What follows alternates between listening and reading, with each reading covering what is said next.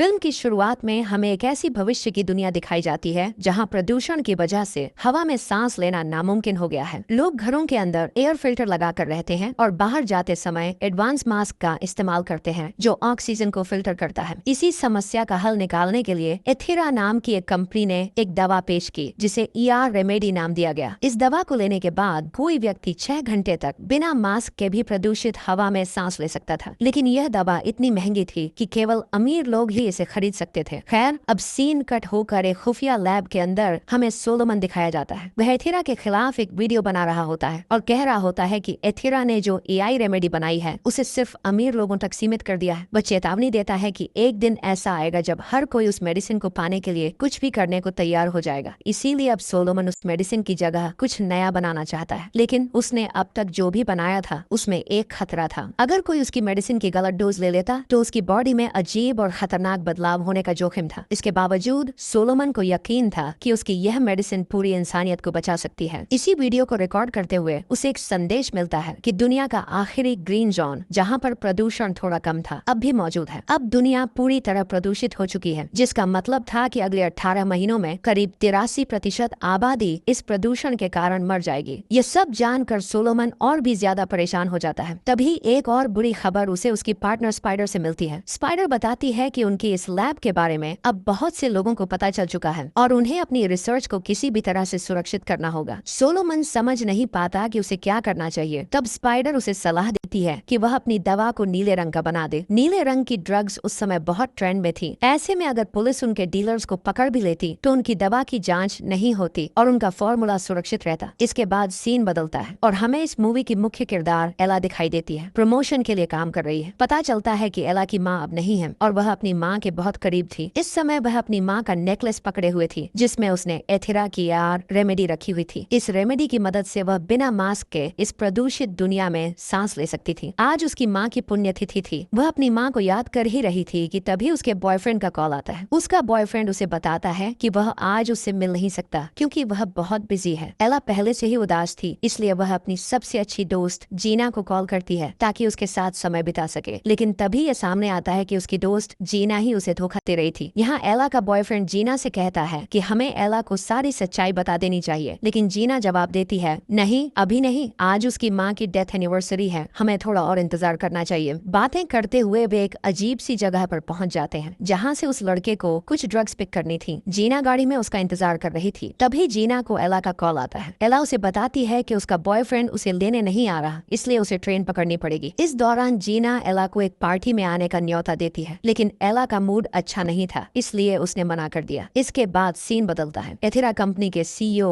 Eric एक interview दे रहे थे ताकि अपनी जादुई मेडिसिन का क्रेडिट ले सके। सब कुछ सही चल रहा था, लेकिन तभी एंकर ने उनसे सवाल किया, आपकी यह AI रेमेडी सिर्फ अमीर लोगों के लिए ही क्यों है? आप इसकी ग्लोबल डिमांड पूरी क्यों नहीं कर रहे? इस सवाल का एरिक के पास कोई जवाब नहीं था, या फिर वह जवाब देना नहीं चाहता था, इसलिए उसने जल्दी से इंटरव्यू खत्म किया और वहाँ से चला गया। उधर सीन दोबारा एला और जीना के बॉयफ्रेंड पर आता है। वे एक ड्रग डीलर के घर पर थे। उसी घर के अंदर सोलोमन और स्पाइडर की लैब भी थी। जीना का बॉयफ्रेंड घर की तलाशी लेने लगा और उसे सोलोमन की लैब दिख गई। सोलोमन अपनी बनाई हुई मेडिसिन के साथ आराम कर रहा था। इसे देखकर जीना के बॉयफ्रेंड को लगा कि यह कोई नई तरह की ड्रग है। जैसे ही सोलोमन अपनी मेडिसिन को फ्रिज में रखने जाता है, ये लड़का उस मेडिसिन को चुरा लेता है। बाहर निकलने पर उसकी मुलाकात ड्रग डीलर से होती है जो उसे ड्रग्स सौंप देता है। लड़के ने ऐसा दिखाया मानो कुछ हुआ ही ना हो और ड्रग्स लेकर वहाँ से भाग गया। इसके बाद सीन दोबारा एरिक पर आता है। उसे उसके डैड का कॉल आता है जो उसकी कंपनी की अथॉरिटीज में से एक है। डैड उसे बताते हैं कि इंटरव्यू में सवाल को इग्नोर करने की वजह से कंपनी की साख काफी गिर गई है। लोग तरह तरह के सवाल पूछ रहे हैं कि क्या यह कंपनी सिर्फ अमीर लोगों के लिए है। उसके डैड उसे सख्त लहजे में कहते हैं, तुम तुरंत इस समस्या का हल निकालो, नहीं तो अपनी नौकरी से हाथ धो बैठोगे। परेशान एरिक अपनी लैब में पहुंचता है और वहाँ एक नई मेडिसिन को चूहे पर टेस्ट करता है, लेकिन यह मेडिसिन बिल्कुल सुरक्षित नहीं थी। जैसे ही एरिक ने दवा चूहे पर टेस्ट की, चूहे की मौत हो गई। इस नाकाम एक्सपेरिमेंट से गुस्से में आकर एरिक ने जोर से अपने टैबलेट पर पंच मारा और उसे तोड़ दिया। तभी उसकी असिस्टेंट कमरे में आकर उसे एक अच्छी खबर देती है कि उन्होंने किसी को ट्रैक कर लिया है, लेकिन ये किससे ट्रैक किया गया था ये थोड़ी देर में पता चलता है। इसी बीच एरिक को उसके बेटे का कॉल आता है। उसका बेटा चुपके से कॉल कर रहा था क्योंकि एरिक और उसकी पत्नी का तलाक हो चुका था और उसका बेटा अपनी माँ के साथ रहता था। एरिक का बेटा उसे बताता है, डैड, आज मैंने गरीबों की मदद की, उन्हें पैसे दिए। ये सुनकर एरिक को चाहिए था कि वह उसे सराहे, लेकिन ऐसा नहीं होता। था, लेकिन एरिक उल्टे अपने बेटे पर गुस्सा हो गया और कहा, गरीबों से दूर रहो, ये पैरासाइट होते हैं, इनकी कोई औकात नहीं होती। फिर सीन बदलता है और हम एला को देखते हैं जो एक पुरानी मैगजीन लेकर बैठी है। मैगजीन के फ्रंट पेज पर उसकी मॉडल माँ की तस्वीर थी। माँ की मौत में वह खुद भी थी। उसे यह बात अच्छी तरह से पता था कि वह सिर्फ अपनी माँ की वजह से मशहूर है। उसे यह शोहरत इसलिए मिली थी क्योंकि वह हूबहू अपनी माँ जैसी दिखती है। वह यही सोच रही थी कि तभी उसे अपने डैड का कॉल आता है। उसके डैड इस वक्त किसी दूसरी कंट्री में थे और वहाँ गरीबों की मदद कर रहे थे। वह उनकी जिंदगियां बचाने के लिए उन्हें अहम चीजें प्रदान कर रहे थे। जैसे घरों में एयर फिल्टर और मास्क का इस्तेमाल होता था, वैसे ही एला के डैड उसे कहते हैं, एला आज के दिन तुम्हें अकेला नहीं होना चाहिए। यह सुनकर एला कॉल काट देती है। कॉल बंद करने के बाद उसे खुद भी एहसास होता है कि वह आज काफी अकेली थी, इसीलिए उसने पार्टी में जाने का फैसला किया। पार्टी में जाने पर उसे जीना तो नहीं मिली, लेकिन जब वह वॉशरूम में गई तो उसकी आंखें फटी रह गई। वहाँ पर जीना अपने बॉयफ्रेंड के साथ छुपकर ड्रग्स ले रहे थे। ये देखकर एला को एहसास हुआ कि उसकी दोस्त और बॉयफ्रेंड दोनों ही उसे धोखा दे रहे थे। एला गुस्से से आग बबूला हो जाती है और चुपचाप वहाँ से उठकर चली जाती है। उसका बॉयफ्रेंड भी कुछ कहे बिना वहाँ से जाने की कोशिश करता है और इस दौरान उसके हाथ में मौजूद ड्रग्स यानी वह मेडिसिन वहीं गिर जाती है। एला की नजर उस चीज पर पड़ी थी जिसे देखकर वह गुस्से में थी। कुछ समझ न आता हुआ उसने बिना सोचे समझे वह पूरा कंपाउंड पी लिया। मेडिसिन को लेते ही उसकी तबीयत बिगड़ने लगी, उसे चक्कर आने लगे और वह वहीं गिर पड़ी। इतनी देर में उसे जीना का मैसेज आया कि क्या वह बात कर सकती है, लेकिन एला को कुछ समझ नहीं आ रहा था। अब उसकी बॉडी ऐसी लग रही थी जैसे जल रही हो, इसलिए उसने ठंडे पानी का टब भर लिया और उसमें लेट गई। इधर एला के बॉयफ्रेंड को जब यह पता चला कि उसका ड्रग्स वॉशरूम में ही रह गया था तो वह उसे लेने के लिए वापस गया। जैसे ही वह ऊपर की तरफ बढ़ा, उसने देखा कि ड्रग डीलर और सोलोमन के लोग उसका पीछा कर रहे थे। वह समझ गया कि यह सब उसकी वजह से हो रहा था क्योंकि उसने उनका ड्रग चुराया था। अब वह भी भागने लगा, लेकिन बाथरूम के अंदर ये लोग उसे पकड़ लेते हैं और उसे बहुत मारते हैं तब तक जब तक वह यह कन्फेस नहीं कर लेता कि हाँ उसने वह कंपाउंड चुराया था। लेकिन अब वह उसे खो चुका है। अब सोलोमन और उसके आदमी पूरी बिल्डिंग में उस कंपाउंड को ढूंढने में व्यस्त हो जाते हैं। तभी पीछे से आवाज आती है और तभी पीछे से टब से निकलकर वह लड़की आती है। वह बताती है कि वह कंपाउंड उसने ले लिया है। लड़का जाकर जल्दी से यह बात सोलोमन को बताता है कि वह कंपाउंड एला ने ले लिया है। जब तक ये लोग एला को देखने के लिए वहाँ पहुँचे तब तक एला वहाँ से जा चुकी थी। अब इस लड़के की बात पर इन लोगों को शक होने लगता है। उन्हें लगने लगता है कि शायद यह लड़का उन्हें धोखा देने के लिए ऐसा कह रहा है, क्योंकि जब ये लोग बातें कर रहे थे तो एला बाथटब के अंदर छुपी हुई थी। ये लोग ये मान ही नहीं सकते थे कि कोई इंसान इतनी देर तक अपना सांस बाथटब के अंदर बंद कर सकता है। इसीलिए वे दोबारा इस लड़के को मारने लगते हैं ताकि वो सच बोले। इसी समय ये लड़का अपनी गन निकाल लेता है। स्पाइडर उसे रोकने के लिए उसी के ऊपर हमला कर देती है। इस दौरान लड़के से गलती से गन खुद पर ही चल जाती है। अब उसकी टांग जख्मी हो चुकी थी और खून बहुत बह रहा था, जिसकी वजह से वह बेहोश हो जाता है। ये सब देखते हुए सोलोमन जल्दी से अपने बेल्ट से उसकी टांग बांध देता है। सोलोमन और उसके लोग फिर से इस बिल्डिंग की तलाशी लेने लगते हैं उस कंपाउंड को ढूंढने के लिए जो उसने बनाया था, लेकिन कंपाउंड इन्हें नहीं मिला क्योंकि वह तो एला ने ले लिया था। लेकिन इन कोशिशों के दौरान इन्हें पता चलता है कि पुलिस आ गई है। अब क्योंकि इनमें से बहुत से लोग ड्रग डीलर्स थे तो पुलिस के आने से इन्हें खतरा था। पुलिस का नाम सुनते ही ये सभी लोग वहाँ से भाग जाते हैं। सोलोमन और उसके लोग यहाँ से जाते ही हमें एला वॉशरूम की सीलिंग में छुपी हुई दिखती है, जिस पर किसी ने ध्यान नहीं दिया था। अचानक उसने जंप लगाई और जमीन पर ऐसे लैंड हुई जैसे वह स्टंट करते करते बड़ी हुई हो। ये देखकर वह लड़का घबरा जाता है। अब एला के बाजुओं पर अजीबोगरीब निशान भी आ गए थे, जिसके बारे में एला ने सिर्फ इतना कहा, मुझे लगता है उस कंपाउंड ने मुझे रिएक्शन दे दिया है। वह बाथरूम से निकलने की कोशिश करना चाहती थी, लेकिन उसने देखा कि सोलोमन ने दरवाजा लॉक कर दिया था ताकि पुलिस को लड़का न दिख सके। अब जब एला इस दरवाजे को नॉक करने के लिए हाथ मारती है तो यह दरवाजा ही टूट जाता है। वह हैरान हो जाती है कि ऐसा कैसे हो सकता है। खैर जब वह बाहर गई तो उसने देखा कि सोलोमन और उसके लोग अभी भी पार्टी में थे। वह उनसे छुपी हुई थी, इसलिए वह वापस वॉशरूम में आई और वॉशरूम की स्काईलाइट तोड़ने लगी ताकि वह वहाँ से बाहर निकल सके। यहाँ पर एला का बॉयफ्रेंड उसे ऊपर जाने के लिए एक AI रेमेडी देता है, जिसके जरिए वह बिना मास्क के बाहर के वातावरण में सांस ले सकती थी। ये लेने के बाद वह ऊपर आ गई और बाहर सोलोमन और उसके लोग बाथरूम में शोर महसूस करते हैं, जिससे वे जान जाते हैं कि जरूर अंदर कोई भागने की कोशिश कर रहा है। अब हम देखते हैं कि एला का बॉयफ्रेंड भी एला की तरह जब यहाँ से बाहर निकलने की कोशिश करने लगता है तो बार बार वह फिसल जाता है क्योंकि उसकी टांग में गोली लगी हुई थी। इससे पहले कि सोलोमन और उसके लोग इन्हें देख लेते, एला ने उसे पकड़ लिया और तभी उसे एहसास हुआ कि उसके हाथ भी काफी चिपचिपे हो गए हैं, जिसकी वजह से वह हर चीज पर अच्छे से पकड़ पा रही थी। नीचे सड़क पर खड़ी जीना इन दोनों को इस घर की छत पर देख लेती है और इन्हें ढूंढने के लिए उसी घर के पास आती है। अब ये लोग इस घर से भी भागने की कोशिश कर रहे थे। एला का बॉयफ्रेंड सबसे पहले इस घर की छत से इस घर के फ्रंट की तरफ कूदता है और कूदने के बाद गलत तरीके से गिरने की वजह से वह मारा जाता है। ठीक उसी वक्त पर जीना वहाँ पहुँच जाती है और जीना को लगता है कि जरूर एला ने ही गुस्से में आकर उसके बॉयफ्रेंड को नीचे फेंका होगा, जिसकी वजह से उसकी मौत हो गई। एला उसे कुछ समझाना चाहती थी, लेकिन उससे पहले ही सोलोमन के लोग उसे पीछे से आते हुए देख लेते हैं, जिनसे बचने के लिए वह जंगल की तरफ भाग जाती है। और यहाँ जीना ने भी एला के खिलाफ पुलिस में रिपोर्ट कर दी थी। एला भागते हुए अब जंगल की सीमा पार करती है और वह रोड पर पहुंच जाती है। रोड पर पहुंचते ही उसे अचानक कुछ महसूस होता है और वह बेहोश हो जाती है। ठीक उसी वक्त एक गाड़ी आती है जो एला को वहाँ से उठाकर ले जाती है। खैर, यहाँ हमें यह देखने को मिलता है कि जो लोग सोलोमन पर नजर रख रहे थे, अब उन्हें यह पता चल चुका था कि सोलोमन की बनाई हुई ड्रग एला ने इंजेक्ट कर ली है। इसीलिए अब ये लोग एला के पीछे भी पड़ जाते हैं। अब दिखाया जाता है कि एला को होश आ गया था। एला को जिसे उठाया था वह उसका दोस्त ही था और उठने के बाद एला को बताता है कि एला ने उसे बहुत ज्यादा जख्मी कर दिया है। ये सुनकर एला परेशान हो जाती है और वॉशरूम में जाती है, जहाँ जाकर उसने देखा कि अब उसके शरीर पर अजीबोगरीब निशान थे। उसके मुंह का रंग भी बदल रहा था, यहाँ तक कि उसकी हथेलियों से अजीबोगरीब नाखून भी बाहर निकल रहे थे। ये देखकर वह खुद भी डर गई और उसने सीजर उठाकर इन चीजों को काट डाला। फिर वह जल्दी से कपड़े पहनकर अस्पताल पहुंची और उसने नर्स को अपना चेहरा दिखाया और बताया कि कल से एक ड्रग लेने के बाद उसके मुंह का रंग अजीब तरीके से बदल रहा है। उसे देखकर नर्स भी परेशान हो गई और नर्स को लगा कि उसकी हालत बहुत ज्यादा क्रिटिकल है और उसे क्वारंटाइन कर देना चाहिए। उसकी बात सुनकर एला बुरी तरह डर गई और वहाँ से भागने लगी, जबकि नर्स ने उसे पकड़ने के लिए सिक्योरिटी को भी बुला लिया था। हॉस्पिटल से बाहर वो भाग नहीं सकती थी, ये वह बात जान लेती है। इसीलिए वह क्वारंटाइन हुए एक पेशेंट के कमरे में जाती है और वहाँ जाकर अपने चिपचिपे हाथ की मदद से सीलिंग के ऊपर चढ़ जाती है। वहाँ लेटी हुई पेशेंट उसे इस तरह देखकर हैरान हो जाती है। एला ने उसे कहा, प्लीज मेरे बारे में किसी को मत बताना। ये पेशेंट भी एला की बात मान लेती है और सिक्योरिटी के आने पर उसके बारे में किसी को नहीं बताती। इसके बदले में एला ने उसे सारी रेमेडी दे दी जो उसे एरिक की कंपनी से मिली थी। अब सीन कट होता है और हमें एरिक को दिखाया जाता है, जिसे एक एक मिनट की रिपोर्ट दी जा रही थी। यहाँ पर फाइनली हमें यह पता चलता है कि सोलोमन पर नजर रखने वाला कोई और नहीं बल्कि एरिक था। और अब एरिक को खबर मिली कि सोलोमन के लोगों की वजह से एक मासूम मर गया है और साथ ही सोलोमन के लोग एला को ढूंढ रहे हैं। एरिक को यह भी खबर मिली कि एला, जिसके पीछे सोलोमन के लोग पड़े हुए थे, की कोहनी पर एक निशान निकल आया था, जिसकी रिपोर्ट उसके दोस्त ने पुलिस को दी थी। यह सुनकर अब एरिक को भी इसमें रुचि होने लगी थी। वह अब सोलोमन के साथ साथ एला के भी पीछे अपने लोग लगा देता है। यहाँ हमें देखने को मिलता है कि सोलोमन और स्पाइडर एला को ढूंढते हुए उसके दोस्त के घर पहुंच गए, जहाँ उसके वॉशरूम में उन्हें वही निशान मिला था जिसे एला अपनी कोहनी से काट कर गई थी। जीना के घर आई थी, लेकिन जीना उसे देखते ही डर गई, इसलिए एला उसे जबरदस्ती पकड़ती है और उसे बताती है कि उसके साथ बहुत गलत हुआ है। मर्डर नहीं किया था, बल्कि वे दोनों तो बचने के लिए भाग रहे थे, लेकिन गिरने के कारण उसके बॉयफ्रेंड की मौत हो गई। ये बताने के बाद जीना एला को अपने घर ले आती है। एला देखती है कि अब उसकी बॉडी पर और भी ज्यादा निशान बन चुके थे और उसके मुंह का रंग नीला हो रहा था, यहाँ तक कि अब तो उसके नाखून भी गिरकर टूट गए थे। ये सारी बात वह जीना को बताती है और साथ ही यह भी कि अब उसे बहुत ज्यादा मीट खाने की तलब हो रही है। वह जीना का फ्रिज खोलकर काफी सारा मीट खा लेती है और उसके बाद उसी का फोन लेकर अपने बॉयफ्रेंड के नंबर पर मैसेज करती है, क्योंकि वह जानती थी कि उसका बॉयफ्रेंड का मोबाइल उसी ग्रुप के पास होगा। वह उस ग्रुप से पूछती है कि आखिर तुम लोग मुझसे चाहते क्या हो, तुम लोग मेरे पीछे क्यों पड़े हुए हो। सोलोमन उससे मिलने की रिक्वेस्ट करता है, जिसके लिए एला मान भी चुकी थी। यहाँ हम एरिक को देखते हैं जो अपने मम्मी पापा से बात कर रहा था। इनकी कंपनी के पास इतने ज्यादा फ्रेंड्स नहीं थे कि ये लोग पूरी दुनिया के लिए एआई रेमेडी बना सके। इन्हें बहुत सारे कंपटीशन का भी सामना करना था और तब उसके डैड से कहते हैं कि जल्द से जल्द एक नया फार्मूला तैयार करो जो सबको हम प्रोवाइड कर सके, नहीं तो तुम्हें निकाल दिया जाएगा। अब एला को सोलोमन से मिलने के लिए जाना था। जीना उसे कार में बैठाकर सोलोमन द्वारा बताई गई जगह पर लेकर जाती है, जहाँ सोलोमन उससे बात करता है, लेकिन यह सिर्फ एक छलावा था। सोलोमन से बात करते समय ही पीछे से स्पाइडर आकर एला को किडनैप कर लेता है, जिसे देखकर जीना हैरान हो जाती है और समझ जाती है कि यहाँ कुछ गड़बड़ है। वह एला के फोन को ट्रैकिंग पर लगाती है जो अभी तक सोलोमन के पास था, यानी वह सोलोमन को ट्रैक करते हुए पुलिस को कॉल कर चुकी थी। अब हम देखते हैं कि एला को बांध कर रखा गया था। जब एला को होश आता है तो वह अपने हाथों से निकले हुए नए नाखूनों की मदद से खुद को छुड़ा लेती है और तुरंत काउंटर पर पड़ा हुआ बहुत सारा मांस खा लेती है, वह भी बिना पकाए। कमरे में शोर सुनते हुए सोलोमन और स्पाइडर दोनों वहाँ आते हैं। वह एला से बात करना चाहते थे, लेकिन एला को उनके ऊपर विश्वास नहीं था। वह इन दोनों के ऊपर अपना एसिड स्पीड करती है और वहाँ से भागने की कोशिश करती है, लेकिन तभी सोलोमन उसे पकड़ लेता है। इससे पहले कि वह एला से कुछ बात कर पाते, उन्हें बाहर पुलिस के आने का पता चल जाता है। ये सुनते हुए सोलोमन ने अपना बनाया हुआ आखिरी कंपाउंड स्पाइडर को दिया और उसे यहाँ से भगा दिया। इससे पहले कि वह भी एला को लेकर यहाँ से भाग जाता, पुलिस एला को आकर अरेस्ट कर लेती है, क्योंकि उसके ऊपर उसके बॉयफ्रेंड के मर्डर का और उसके दोस्त के ऊपर हमला करने का इल्जाम था। यहाँ पर पुलिस ने सोलोमन सोलोमन को भी पकड़ लिया क्योंकि पुलिस को लग रहा था कि वह एला का लीडर है और वही एला से ये सब करवा रहा है। अब इन दोनों को पुलिस स्टेशन ले जाया जाता है। यहाँ कैद में एला ने नोटिस किया कि उसके कान में भी बहुत दर्द हो रहा था। उसने जब कान पर हाथ रखा तो उसका कान ही उसके हाथ में आ गया। ये देखकर वह पूरी तरह से डर गई, जबकि हमें यह दिखाया गया कि उसके कान की जगह एक अजीब सी चीज उसके कान की तरफ निकल आई थी। अब इन चीजों को सबसे छुपाने के लिए एला जैकेट पहन लेती है, जबकि यहाँ उसके साथ वाले जेल में खड़ा हुआ सोलोमन उसे बताता है कि तुमने मुझे गलत समझा। मैं एक साइंटिस्ट हूँ। पहले मैं एथेरा कंपनी में काम करता था। एआई रेमेडी को भी मैंने ही बनाया था, लेकिन फिर कंपनी वालों ने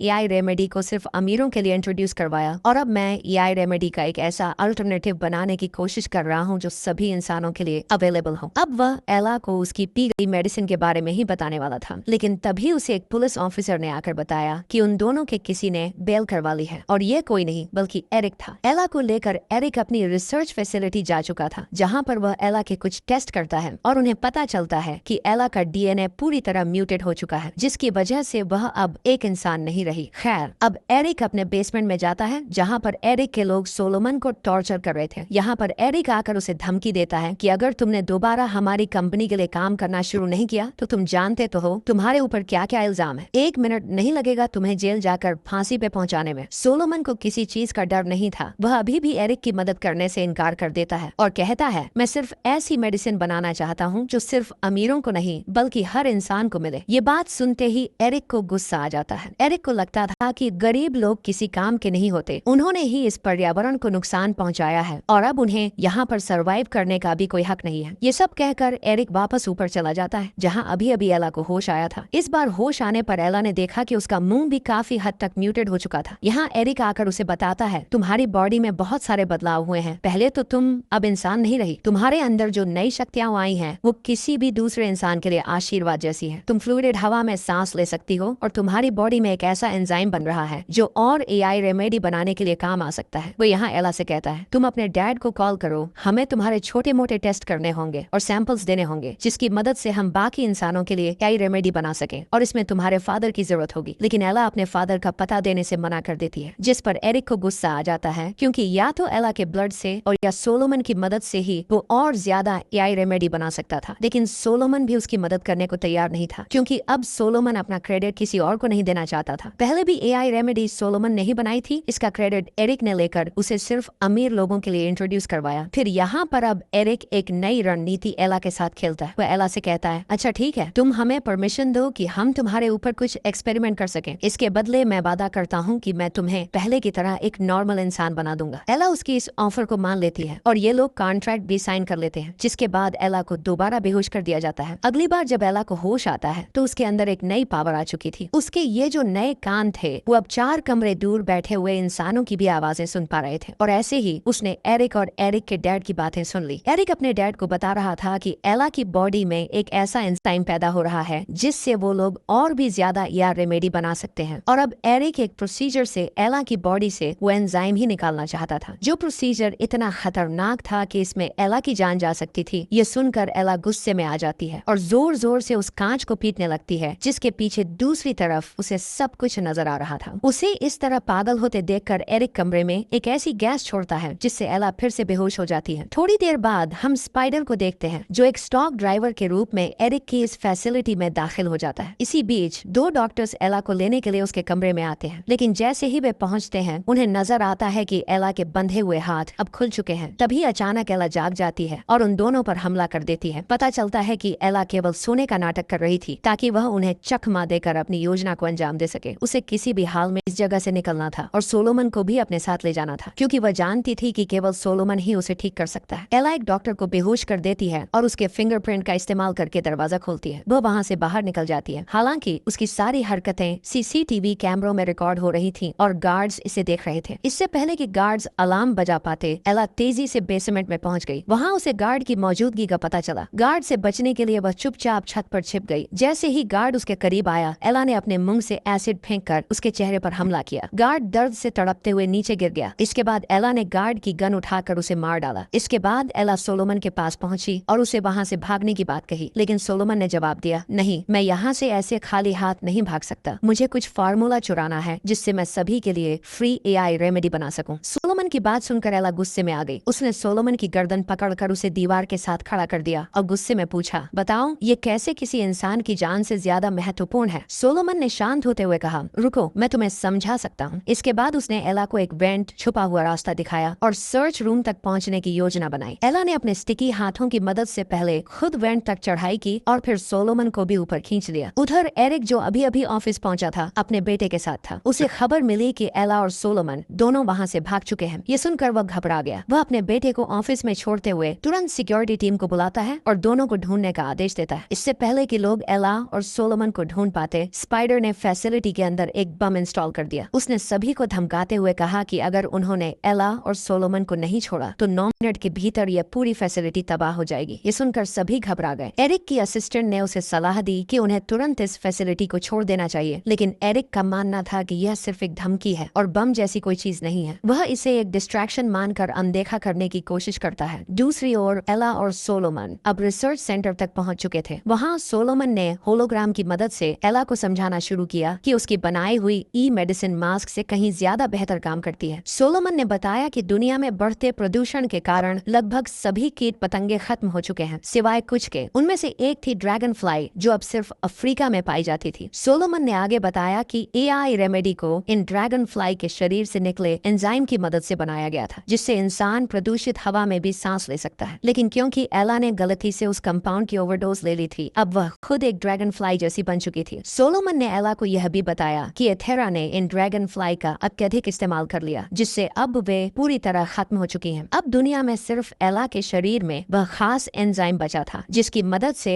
एआई रेमेडी बनाई जा सकती थी। एथेरा ने आर्टिफिशियल तरीके से भी इस एंजाइम को बनाने की काफी कोशिश की, लेकिन वे इसमें सफल नहीं हो पाए। यही वजह थी कि अब एरिक एला के शरीर से सारा एंजाइम निकालना चाहता था। सोलोमन ने एला को बताया कि उसने जो दवा ली थी उस पर अभी और काम करना बाकी था। उसे उसमें कुछ और जानवरों का डीएनए जोड़ना था ताकि उसके साइड इफेक्ट्स खत्म हो जाते, फिर वह इसे पूरी दुनिया में पेश कर सकता था। इन बातों के दौरान उन्हें बिल्डिंग के अंदर बम फटने की आवाज सुनाई दी। घबराकर वे दोनों तुरंत बेसमेंट की तरफ भागे। वहां उनका सामना एक अनजान व्यक्ति से हुआ, लेकिन इससे पहले कि वे उसे नुकसान पहुंचाते, उन्हें पता चला कि यह तो स्पाइडर थी जो उन्हें बचाने आई थी। वे लोग अभी बात ही कर रहे थे कि बेसमेंट में जहरीली गैस फैलने लगी। इससे बचने के लिए वे ऊपर जाकर एक छोटे से कमरे में छुप गए। वहाँ एरिक का बेटा भी डर के मारे छुपा हुआ था। एला ने उसे सांत्वना देने की कोशिश की और वह बच्चा धीरे धीरे एला के साथ सहज हो गया। अब ये चारों अपनी जान बचाने के लिए उस कमरे से बाहर भागने की कोशिश करने लगे, लेकिन भागने के दौरान उनका सामना एरिक से हो गया। सोलोमन और स्पाइडर एक दूसरी दिशा से वहाँ से निकलने में कामयाब हो गए, लेकिन एला अब एरिक के सामने थी। एला ने एरिक के बेटे को अपने लिए ढाल बनाते हुए उसकी गर्दन पर अपने हाथ से निकला नुकीला नाखून रखा और कहा, अगर तुमने मुझे मारा तो तुम्हारा बेटा भी मरेगा। लेकिन एरिक पर इसका कोई असर नहीं हुआ। उसने बिना सोचे समझे एला को गोली मार दी। ये देखकर एरिक का बेटा ही उसे नाराज होकर कुछ कहने लगा। एरिक बेटे की बातों से विचलित हो गया। इस मौके का फायदा उठाकर घायल एला एक ऊंची छलांग लगाते हुए सोलोमन और स्पाइडर के पास लिफ्ट में पहुंच गई। लिफ्ट के जरिए वे लोग अब गैराज में पहुंच गए थे। गैराज से एक वाहन लेते ही उन्होंने तेजी से भागना शुरू कर दिया ताकि कोई उन्हें पकड़ न सके, लेकिन कंपनी के गार्ड्स ने उनकी कार पर हमला करना शुरू कर दिया। उसी समय एरिक वहां आ गया और गार्ड्स को रोकते हुए कहा, उसे शूट मत करो, हमें एला जिंदा चाहिए। इसके बाद गार्ड्स ने उनकी कार के टायर पर निशाना साधा और टायर फटने से उनकी कार का भयानक एक्सीडेंट हो गया। जब गार्ड्स एक्सीडेंट वाली कार के पास पहुंचे तो उन्होंने देखा कि कार में सिर्फ स्पाइडर थी। एला और सोलोमन वहां से भाग चुके थे। दूसरी तरफ जंगल में पहुंचकर एला ने अपने हाथ से निकले हुए पंजों जैसे नाखूनों से यहाँ की जाली तोड़ती है और वे लोग जंगल के दूसरी तरफ भागने लगे। एरिक के गार्ड्स जंगल में फैल गए थे और एला और सोलोमन को ढूंढ रहे थे। वहीं एक गार्ड स्पाइडर पर नजर रखे हुए था। स्पाइडर ने बीमार होने का नाटक किया। जब वह गार्ड स्पाइडर को चेक करने के लिए पास आया तो स्पाइडर ने उस पर हमला कर दिया और उसे मार डाला। गार्ड को खत्म करने के बाद स्पाइडर भी वहां से भागने में सफल हो गई। इधर एला और सोलोमन एक पुल के पास पहुंच चुके थे। वहां सोलोमन ने एला से कहा, तुम पुल से कूद जाओ और उन लोगों से बचकर भाग जाओ, लेकिन एला सोलोमन को छोड़कर भागना नहीं चाहती थी। तब सोलोमन ने अपना बाजू दिखाया जो थोड़ा म्यूटेट हो चुका था। सोलोमन ने एला को बताया कि उसने जिस कंपाउंड को पूरा पी लिया था, सोलोमन ने उसे सिर्फ थोड़ा सा पिया था। सोलोमन ने कहा कि उसके अंदर अपने ऊपर पूरा एक्सपेरिमेंट करने की हिम्मत नहीं थी। उसे इतना तो पता था कि थोड़ी दवाई लेने से वह पूरी तरह से म्यूटेड नहीं होगा, लेकिन उसे इस बात का भी यकीन नहीं था कि वह जिंदा बच पाएगा। यहाँ पर सोलोमन ने अपने कंपाउंड का आखिरी सैंपल एला के हाथ में दिया और उसे कहा, इसके अंदर लेजर एंजाइम मिलाकर इसे पूरा कर देना और फिर पूरी दुनिया को इसे देना। एला ने जंप करने से पहले सोलोमन को अपना लॉकेट दिया और पुल से छलांग लगा दी। जैसे ही एला ने जंप किया, एरिक के गार्ड्स वहाँ पहुँच गए और सोलोमन को पकड़ कर ले गए। इसके बाद हमें देखने को मिलता है कि स्पाइडर पूरे शहर के टीवी चैनल्स और कंप्यूटरों को हैक कर लेती है। वो सभी को एक संदेश देती है कि अब लोग मरेंगे नहीं, उनके पास जिंदा रहने की एक नई उम्मीद है। उन्होंने एक मेडिसिन बनाई है जो दुनिया के हर इंसान को मिलेगी, लेकिन लोगों को थोड़ा इंतजार करना होगा। दूसरी तरफ फिल्म के पोस्ट क्रेडिट सीन में हम फिर से एला को देखते हैं। इस बार एला के शरीर पर पंख उगाए थे, बिल्कुल ड्रैगन फ्लाई की तरह। उसके पास अब एक मिशन था, इस दुनिया को बचाने का। उसे अपने कंपाउंड में लेजर एंजाइम मिलाना था, जिसकी तलाश में वह निकल जाती है। यहाँ पता चलता है कि वह एंजाइम किसी और की बॉडी में नहीं, बल्कि एरिक की असिस्टेंट एंजेलिना की बॉडी में बन रहा था। इस रहस्य के साथ कहानी खत्म हो जाती है, ये सवाल छोड़ते हुए कि क्या एला अपना मिशन पूरा कर पाएगी और इस दुनिया को बचा पाएगी या नहीं।